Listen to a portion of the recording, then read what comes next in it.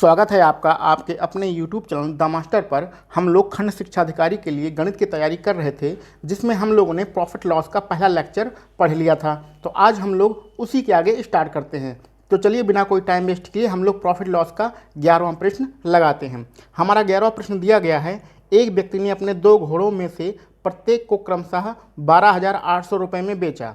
अब जो पहली लाइन पढ़ के आपके दिमाग में आना चाहिए वो है सेलिंग प्राइस, ठीक है, यानी विक्रय मूल्य। विक्रय मूल्य दोनों का बराबर लिखा है। पहली लाइन में साफ साफ लिखा है 2 घोड़ों में से प्रत्येक को 12,800 रुपये में बेचा, यानी कि विक्रय मूल्य दोनों घोड़ों को उसने बराबर कितने रुपए में बेचा है, 12,800 रुपये में बेचा। इससे हमारा प्रश्न में कोई मतलब नहीं है। अगले प्रश्न में अगली लाइन में पढ़िए, पहले को 12% लाभ पर तथा पहले को 12% लाभ यानी 12% लाभ का मतलब प्लस के निशान, दूसरे को 12% हानि यानी हानि का मतलब माइनस के निशान पर बेचा है।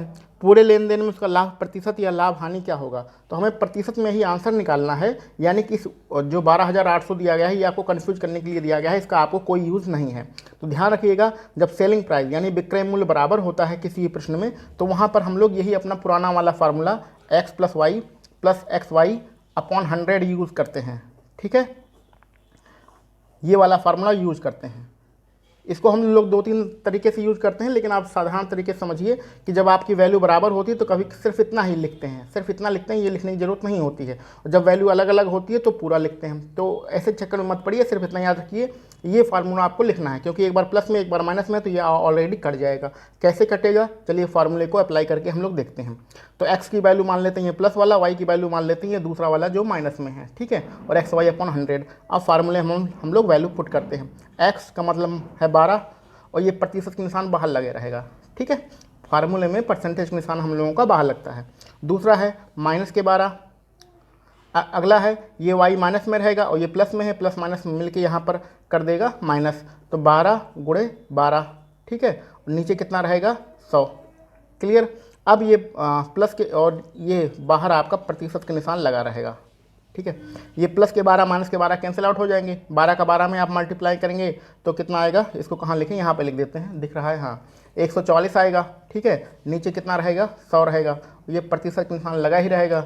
आगे 100 का इसमें भाग करेंगे तो 1.44, लेकिन ध्यान दीजिए यहाँ माइनस है, ये माइनस रहेगा, यहाँ भी नीचे भी माइनस रहेगा, और 1.44% आपका आंसर रहेगा। यानी कि 1.44%, ये माइनस का चिन्ह आप प्रॉफिट लॉस या परसेंटेज जब भी पढ़िएगा तो माइनस के चिन्ह से कन्फ्यूज ना होइएगा कि आपका माइनस में तो कोई आंसर आ ही नहीं रहा है।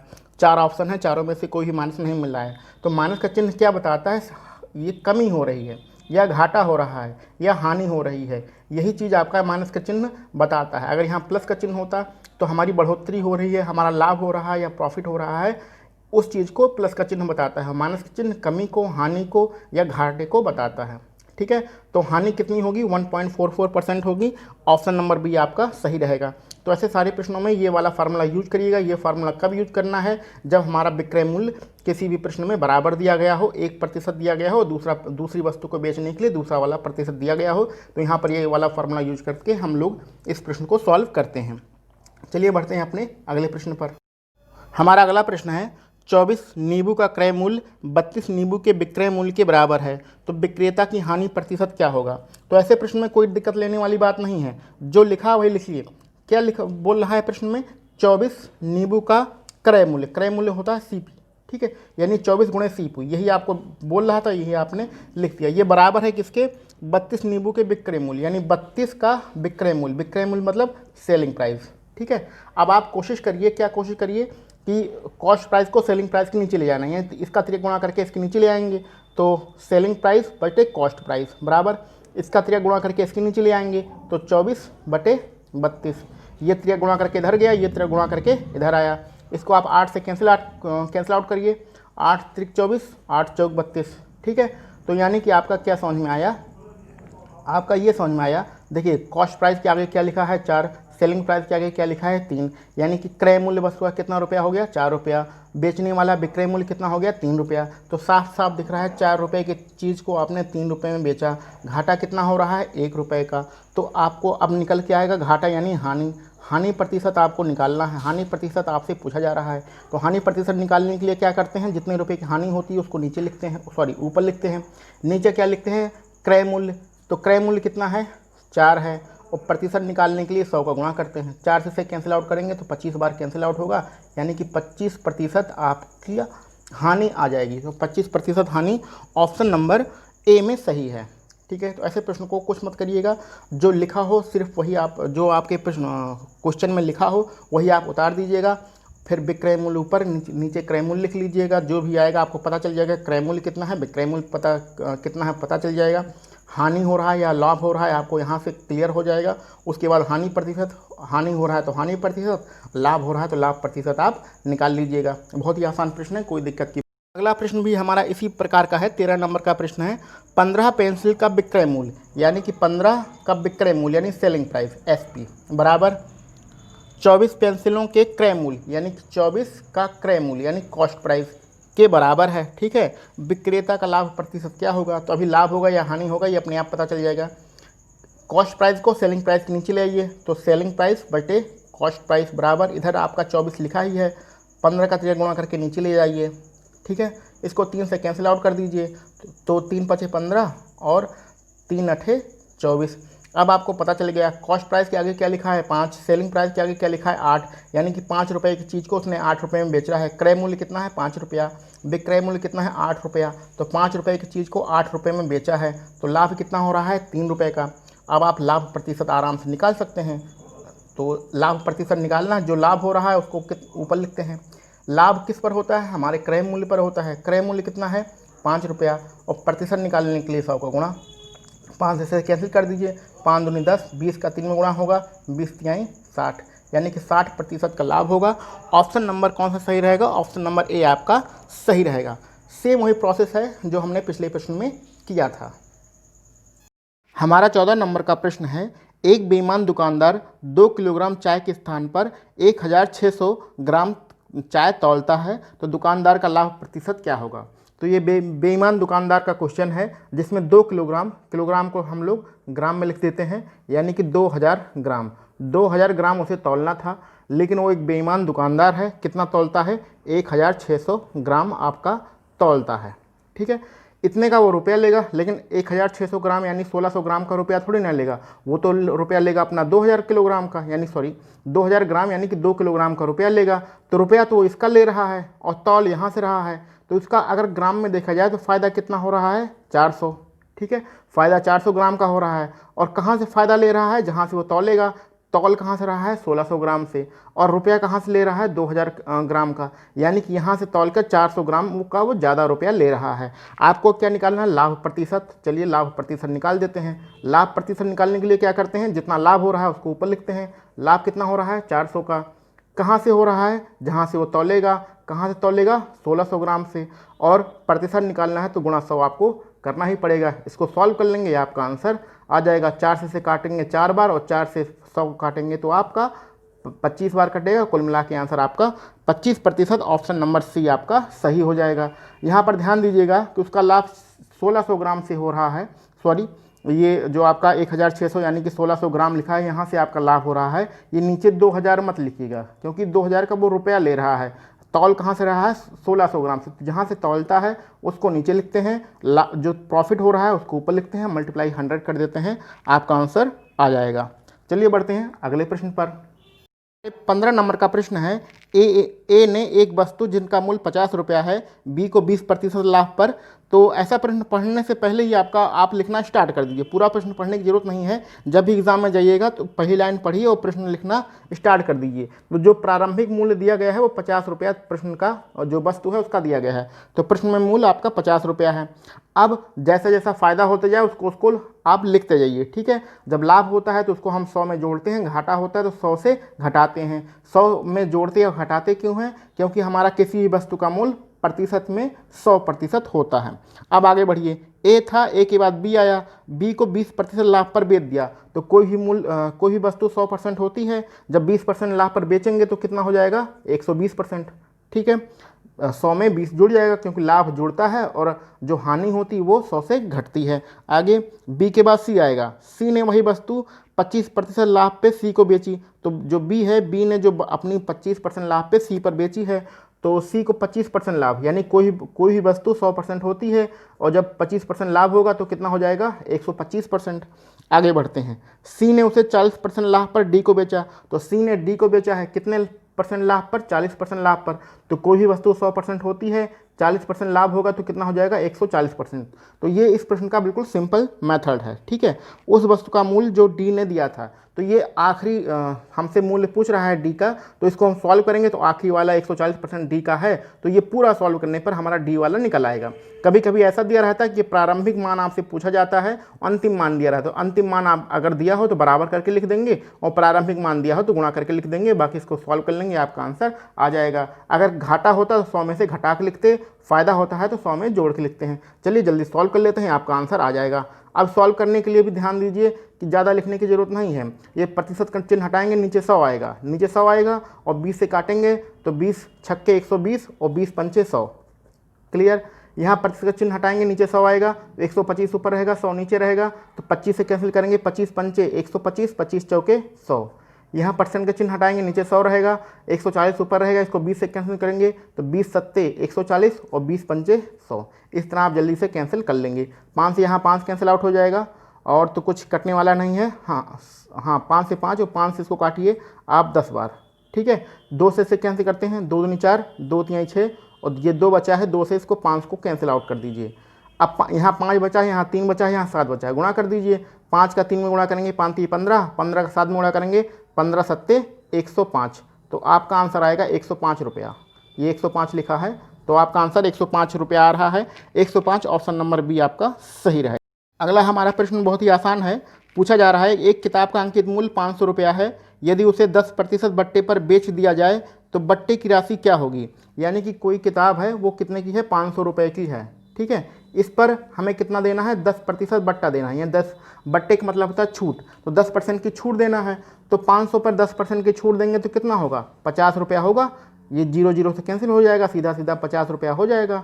अगर आपको नहीं समझ में आ रहा है तो 500 का 10% आप निकाल लीजिए, तो 500 मल्टीप्लाई बाई 10 और यहाँ प्रतिशत का चिन्ह हटाएगा, नीचे 100 आएगा, 0 0 कट जाएगा, ये 5 का 10 में गुणा हो गए तो भी आपका 50 आंसर आ जाएगा।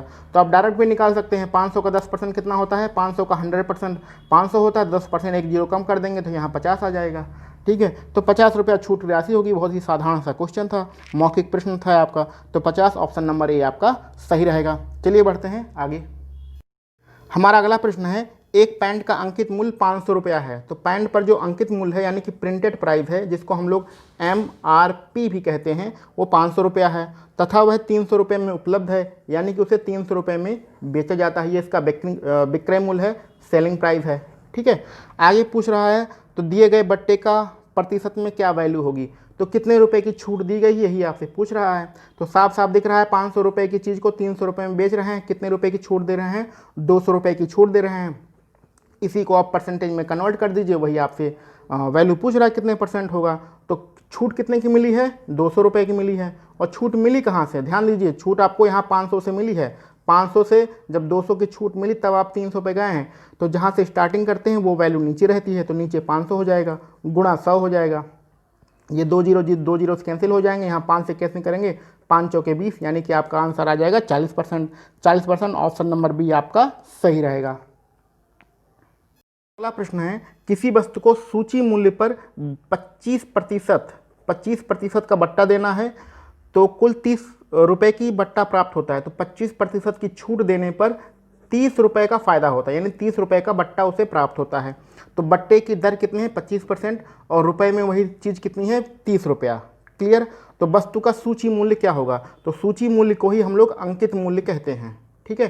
तो सूची मूल्य को अंकित मूल्य कहते हैं, इस चीज़ को याद रखिएगा। अब ध्यान से एक बार समझ लीजिए कि जब आपको छूट दिया जाता है तो वहाँ पर आपको अंकित मूल्य ही आपका 100% की वैल्यू होती है।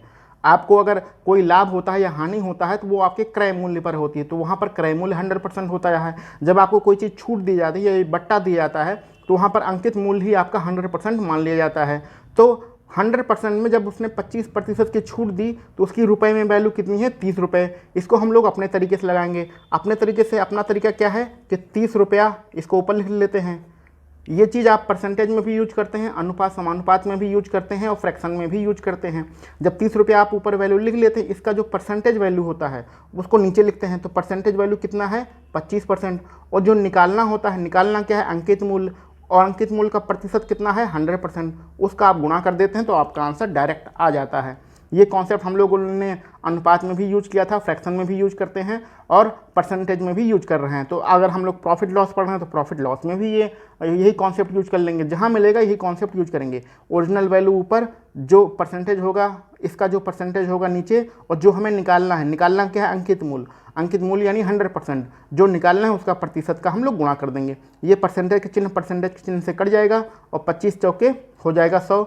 4 का 3 में गुणा करेंगे, 4 3 12, ठीक है। और ये पीछे वाला 0 यानी कि 120 रुपया आपका आंसर रहेगा। 120 रुपया, ऑप्शन नंबर बी आपका सही है। चलिए बढ़ते हैं अपने अगले प्रश्न पर। प्रश्न है, एक व्यापारी एक वस्तु के अंकित मूल्य पर 10% की छूट देता है। यदि वस्तु का विक्रय मूल्य 900 रुपया हो तो वस्तु का अंकित मूल्य क्या होगा। तो वस्तु का कुछ अंकित मूल्य है यानी MRP है, ठीक है, मार्क प्राइस भी से बोलते हैं या मार्केट प्राइस भी बोलते हैं, और एक सेलिंग प्राइस है, ठीक। तो इस मार्केट प्राइस पर जब हम लोग 10% की छूट देते हैं तो हमारा जो सेलिंग प्राइस होता है वो कितना रुपया है, होता है 900 रुपया। क्लियर। आप इसको परसेंटेज में बात कर लेते हैं। मार्क प्राइस हमेशा 100% होता है, इस पर जब आप 10% की छूट दे देंगे तो आपका विक्रय मूल्य कितना हो जाएगा 90% हो जाएगा। 100% में 10% की छूट देने पर यानी 100 में से घटाना पड़ेगा तो 90% हो जाएगा। तो बेचने वाला प्राइस क्या होगा प्रतिशत में 90%, जो उस पर अंकित है उसका प्राइस क्या होगा प्रतिशत में 100%। छूट कितनी दी गई है 10% की, और बेचने वाली कीमत कितना है 900 रुपया। इसको भी आप अपने तरीके से कर लेते हैं। जो ओरिजिनल वैल्यू दिया गया उसको ऊपर लिख लिए, ठीक है, ऊपर लिख लिया कितना 900 रुपया। इसका परसेंटेज में कितनी वैल्यू है 90%। जो निकालना है उसको गुणा कर दीजिए। प्रश्न में पूछ क्या रहा है अंकित मूल्य, अंकित मूल्य का प्रतिशत कितना है 100%। मल्टीप्लाई कर दीजिए, परसेंटेज खत्म हो जाएगा, ये 90 से 90 कट गया, ये 3 0 हो जाएगा यानी 1 लिख के आपके 3 0, कुल मिला के 1000 आपका आंसर रहेगा। 1000 ऑप्शन नंबर बी आपका सही रहेगा।